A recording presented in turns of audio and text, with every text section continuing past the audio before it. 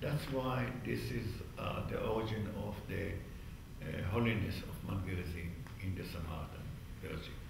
So in the Samaritan version in the Torah, in every place that in the Jewish version it's written, in the place that God will choose, in the parallel Samaritan version it's written, in the place that God has chosen. From one side future tense, from other side past tense. And this is typical. Mount Gerizim mentioned in the Torah as holy place, so that God had chosen. In the Jewish version, that I have to remind you that I said that it is crystallized in the temple in Jerusalem. It's written, will chosen, because the chosen place of the Jews, chosen at the time of David and Solomon, at the future, not at the time of the Torah.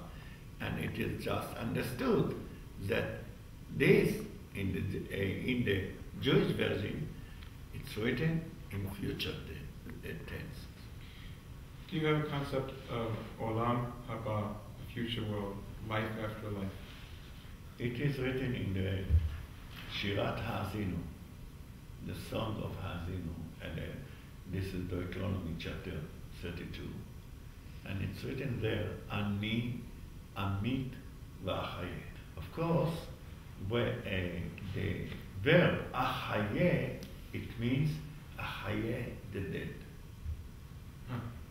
Because when you're giving Chayim in birth, okay, you are giving Chayim, אתה נותן חיים. But in Hebrew, when you say Achayeh, means Achayeh et hamet. I will bring life to the dead. Yeah. And this is the basic for that belief, that there is a next world when there will be, at the end of the days, resurrection of the dead. Is that resurrection on this planet or resurrection in another spiritual realm? This is resurrection in the next world, on this planet, limited only to the people of Israel, Jews and Samaritans. Wow. So it means that this is like a message to other religions to firstly convert to the people of Israel, if they want that price. You see, it's written, Lo tevashel gdi b'chalev imo. Don't cook the baby cat, the lamb in his mother milk. But this is one of the examples that the Samaritans, they have also a Torah by heart. But this is totally oral, not written, but something that you deliver from father to son. So this is not the case. We have a high priest, and we have only one address, the high priest, the leader of the community, and he is taking halachic decision, and it happens once in 3 decades. Once in 3 decades. And in most number of cases, this is when there is a confrontation between modern life and the words of the Torah. Let me give one example for that. I'm speaking about a modern halachic decision, 1960. Well, 1960, it is 47 years ago. So this was second before the end of halachic decision. So it happens that one of the families had a twin. At that time, the Samaritans counted around 300. So you can believe that it was a big ceremony for the Samaritans to have twin in one time, at once. So they put them in an incubator. An incubator in 1960 was a new invention to the whole world, not only for the Samaritans. The Samaritans were divided between Jordan and Israel, two enemies. So the whole community went at the 8th day and to the hospital to make the circumcision. The doctor asked them, "Hey, what are you doing here?" He said, the father said, "Oh, doctor, please, you know, in ancient times, I mean 47 years ago, there were more respect to doctors. So he said, doctor, please, we just want to make this circumcision for 3 minutes and just take them back to the incubator." He said, "Are you nuts? If we will open the incubator, they will die. Nobody speaks about circumcision."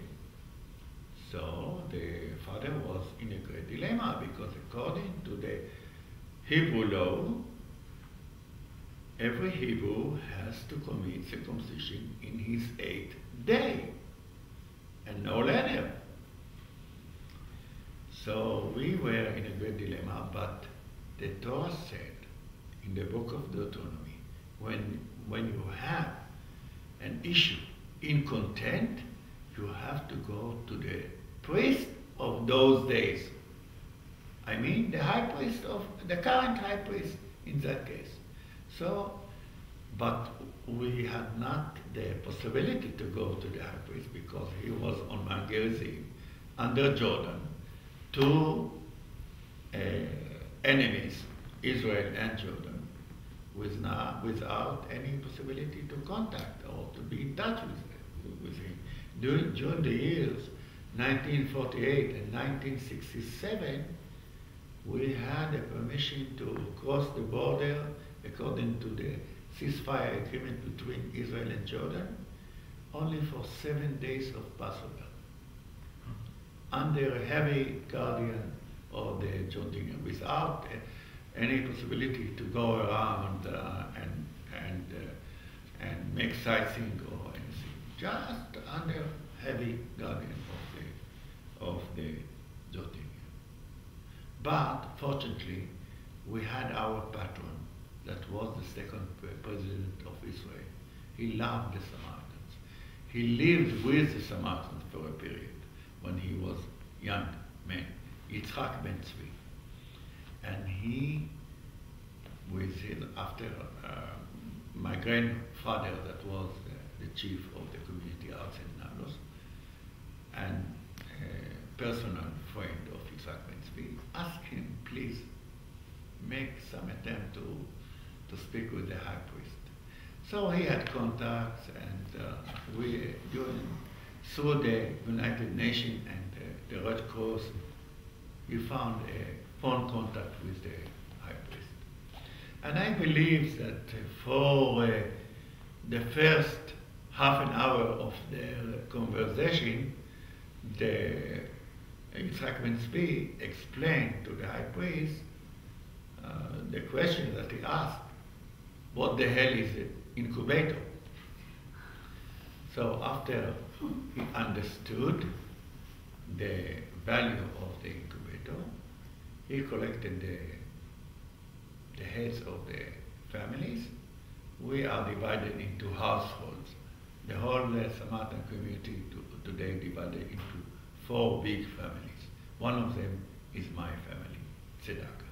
And he said that as long as the twins are in that, well, I believe that he had some difficulties to say incubator, in that equipment, and I understood from our friend, our close friend, Yitzhak ben Tzvi, that this is just complete the process of mother womb. It means they never born. They're still in their mother womb. And when they will be released from the incubator, the community has to count 8 days and then make the circumcision. And it was good because through that decision we rescued 2 Samaritans, and this is a great number for us, 2 Samaritans. So about kosher. Kosher, it's written, לא תבשל גדי בחלבים. Our ancient Samaritan sages, they found in the Torah 17 kinds of meat, like hen, hen and rooster, this is one kind, and even Tarnigol Hodu, turkey, that you like to eat during Thanksgiving, is also Tarnigol, one kind, with the hen and rooster.